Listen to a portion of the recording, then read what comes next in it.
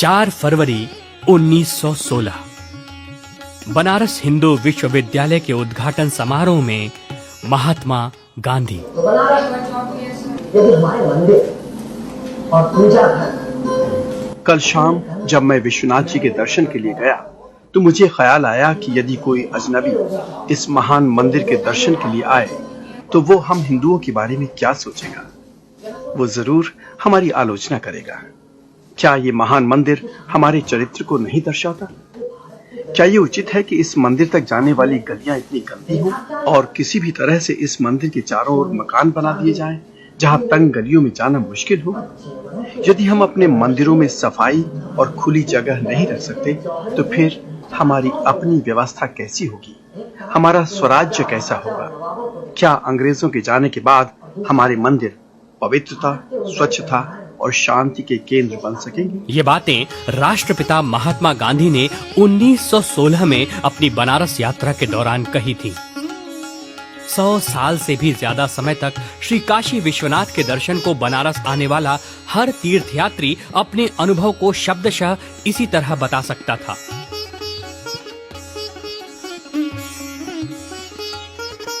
ईश्वर दर्शन आत्मिक सुख की अनुभूति कराता है, लेकिन जब संकरी गलियों, अव्यवस्था और गंदगी के बीच भक्त दर्शन करने जाते थे तो उनका मन कहीं ना कहीं आहत होता था। लेकिन अब ऐसा नहीं होगा। महात्मा गांधी की 150वीं जयंती पर उनके स्वप्न को पूर्ण करने की ओर हमने तेजी से कदम बढ़ाया है। महात्मा गांधी के सपनों को साकार करने के लिए प्रतिबद्ध हैं माननीय प्रधानमंत्री श्री नरेंद्र मोदी जी और मुख्यमंत्री श्री योगी आदित्यनाथ जी। सदियों से काशी में उत्तरवाहिनी गंगा के तट पर स्थापित 12 ज्योतिर्लिंगों में अपना एक विशिष्ट स्थान रखने वाले श्री काशी विश्वनाथ के दर्शन को देश के कोने कोने से श्रद्धालु आते हैं। मंदिर परिसर के सुंदरीकरण और भक्तों को सहज, सुलभ और श्रेष्ठ दर्शन देने की पूर्ण सुविधा देने के उद्देश्य के साथ शुरू की गई श्री काशी विश्वनाथ धाम योजना के अन्य उद्देश्यों में मंदिर के आसपास के प्राचीन शिवालयों और मंदिरों का जीर्णोद्धार, ऐतिहासिक विरासत के भवनों का संरक्षण और काशी के आनंद कानन स्वरूप को पुनः स्थापित करना भी था। चुनौतियां बहुत थीं, लेकिन बाबा विश्वनाथ की छत्र छाया, माननीय नरेंद्र मोदी जी की प्रेरणा और माननीय योगी आदित्यनाथ जी के प्रोत्साहन से हमने हर चुनौती का डटकर सामना किया। लक्ष्य हमेशा हमारी आंखों के सामने रहा। सबसे बड़ी चुनौती थी मंदिर के आसपास के भवनों और संपत्तियों के असली मालिकों की पहचान करना और उन्हें इस महायज्ञ में सहभागी बनने को तैयार करना। हमने इस सफर को शुरू किया और भवन स्वामियों को चिन्हित कर उनसे वार्तालाप शुरू किया। साथ ही हमने संपत्तियों के दस्तावेजों की जांच और अनुपलब्ध दस्तावेजों को उपलब्ध कराने का कार्य भी शुरू किया। मंदिर के आसपास की संपत्तियों को प्राप्त करने के साथ साथ हमारा पूरा ध्यान इन दुकानों, धर्मशालाओं, मठों और विद्यालयों के पुनर्वास पर भी था।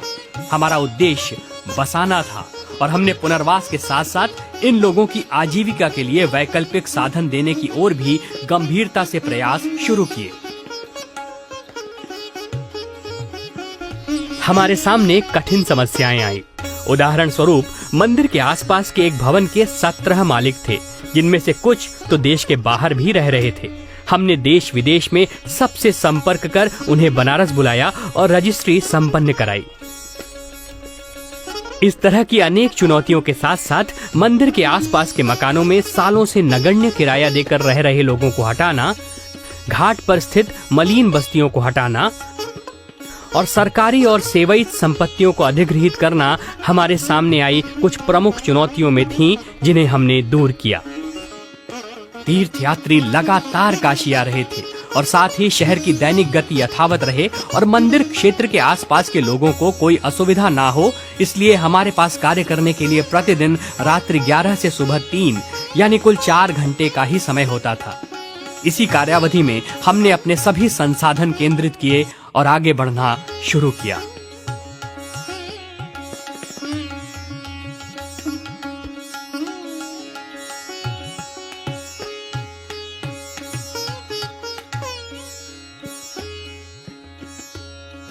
परिवर्तन सृष्टि का नियम है, लेकिन फिर भी बहुत सारे लोग सकारात्मक परिवर्तनों को सहज रूप से स्वीकार नहीं कर पाते।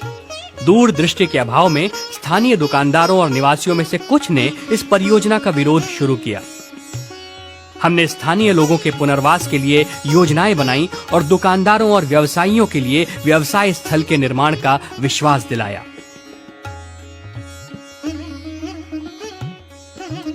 राजनीतिक उद्देश्य के लिए एक समूह ने इस परियोजना को काशी की धरोहरों के लिए विनाशकारी बताने का झूठ फैलाकर आम जनता को भ्रमित किया। हमने पारदर्शिता के सिद्धांत को अपनाते हुए इस परियोजना की वास्तविकता, ब्लूप्रिंट और हमारे उद्देश्य को जन साधारण तक पहुंचाया। हमने सतत संवाद के माध्यम से इस अत्यंत कठिन चुनौती को पार किया और आज जन साधारण में इस परियोजना को लेकर उत्साह और स्वीकार्यता को महसूस किया जा सकता है।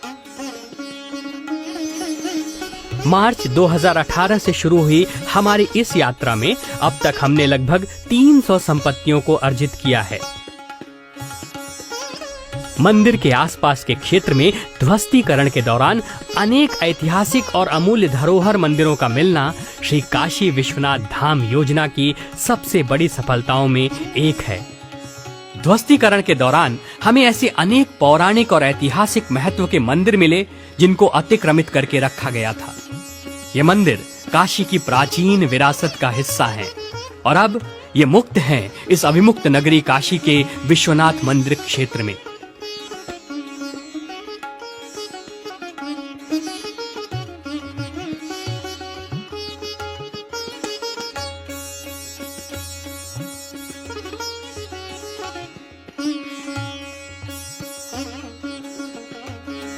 कहते हैं काशी का कंकर कंकर शंकर है। स्कंद पुराण के काशी खंड के अतिरिक्त अन्य पुराणों में भी यहाँ के जिन लौकिक देवालयों का वर्णन है, उनमें से कुछ अवश्य इस परियोजना के कारण आज आम जनता के लिए प्रकट हुए होंगे, ऐसा विश्वास है।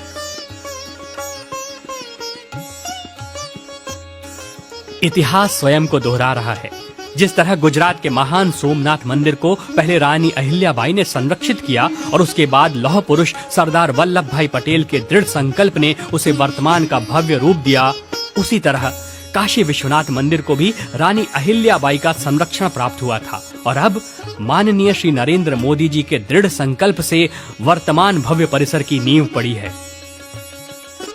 माननीय राज्यपाल और माननीय मुख्यमंत्री जी की उपस्थिति में इस पूरी योजना के प्रेरणा स्रोत माननीय प्रधानमंत्री श्री नरेंद्र मोदी ने बाबा विश्वनाथ और भगवती गंगा के आशीर्वाद से हर हर महादेव की गूंज के बीच श्री काशी विश्वनाथ धाम को देश की धर्मप्राण जनता को समर्पित किया।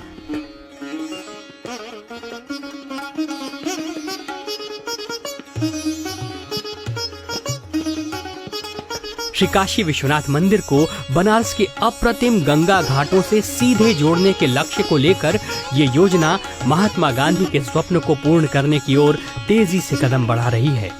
इस परियोजना में अब तक कुल 250 दुकानदारों का पुनर्वास किया गया है। श्री काशी विश्वनाथ धाम के लिए चिन्हित लगभग सभी भवनों का क्रय कर लिया गया है और उनमें से अधिकांश का ध्वस्तीकरण भी हो गया है। खास बात यह है कि ये सारा अधिग्रहण निर्विवाद रहा है।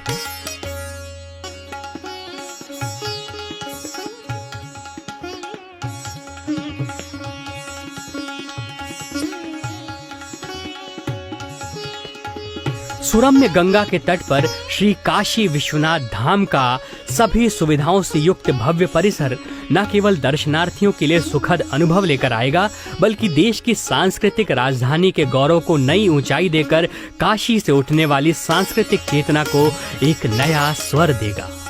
विश्रामालय, संग्रहालय, वैदिक केंद्र, वाचनालय, दर्शनार्थी सुविधा केंद्र, व्यावसायिक केंद्र, पुलिस एवं प्रशासनिक भवन, वृद्ध एवं दिव्यांगों हेतु एस्केलेटर एवं मोक्ष भवन जैसी आधुनिक सुविधाओं से युक्त ये परिसर काशी ही नहीं, हिंदुस्तान की नई पहचान बनेगा और हर शिव भक्त का मन इस परिसर में गा उठेगा। गंगा तरंग रमणीय जटा कलापम, गौरी निरंतर विभूषित वाम भागम, नारायण प्रियमनंग मदापहारम, वाराणसी पुरपतिम भज विश्वनाथम, भज विश्वनाथम, भज विश्वनाथम।